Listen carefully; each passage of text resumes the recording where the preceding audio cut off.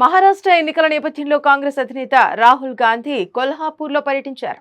అక్కడ ఓ దళిత కుటుంబాన్ని కలిశారు. ఈ సందర్భంగా వంటగదిలో వారితో కలిసి వంటలు వండి కులా వివక్ష వంటి పలు అంశాలపై చర్చించారు. అజయ్ తుకారాం సనాదేజీ, ఆయన సతీమణి అంజనా తుకారాం సనాదేజీని కలిసిన అనంతరం రాహుల్ గాంధీ మాట్లాడుతూ దళితుల వంటగది గురించి నేటికీ చాలా తక్కువ మందికి మాత్రమే తెలుసునని అన్నారు. షాహు పటోలే చెప్పినట్టు దళితులు ఏం తింటారో ఎవరికీ తెలియదని రాహుల్ ట్వీట్ చేశారు. ఈ వీడియోను రాహుల్ గాంధీ సోషల్ మీడియా వేదికగా పంచుకున్నారు. తినే సమయంలో రాహుల్ గాంధీ కారం ఎక్కువగా తినడని చెప్పడం గమనార్హం. వారేమి తింటారు, ఎలా వండుతారు, వారి సామాజిక రాజకీయ ప్రాముఖ్యత గురించి ఉత్సుకతతో అజయ్ తుకారాం సనేదీజీ, అంజనా తుకారాం సనేదీజీతో ఓ మధ్యాహ్నం గడిపాను అంటూ రాహుల్ చెప్పారు.